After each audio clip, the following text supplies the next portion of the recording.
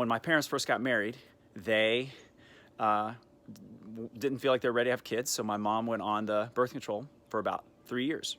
And so after the third year, she went off birth control, and she was just overwhelmed with um, the realization that she had the power to create life, and she didn't want to just get pregnant just because she went off birth control. She wanted God to get the glory, and she wanted it to be like a something that would be,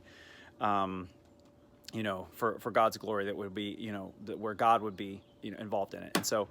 And so she prayed this, Lord, let my birth some way give glory to you, having a child. And so she comes to find out that she can't have children. She's infertile. And so 5 years go by, and she can't have a child. And during those 5 years, she became like at first she was afraid to have a child, and then she was like begging God. She was like the barren woman in the Bible. So many of them, God, please, whatever, please give me a child. And every month, when her period came around and she wasn't pregnant, it was like just so painful and just devastating. And so she had a lot of.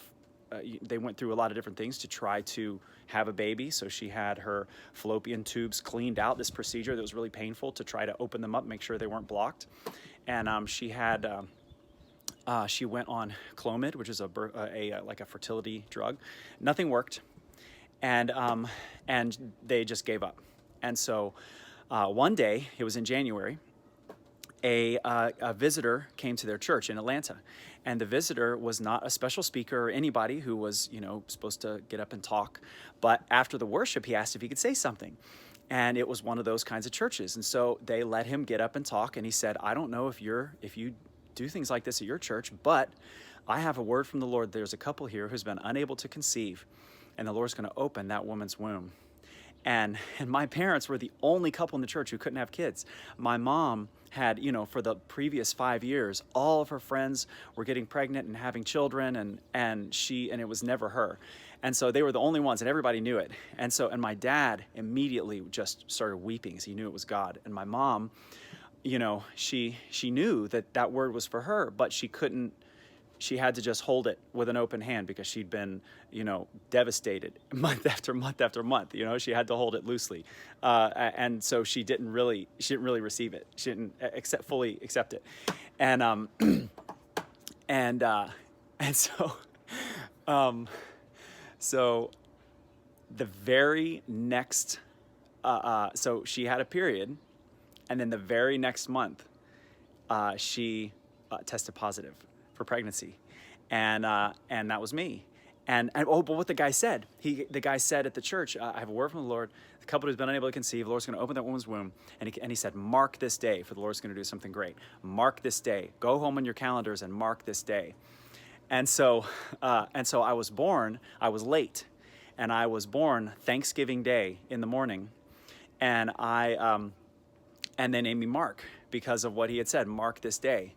And and I had aspirated meconium in the womb, and I was very sick.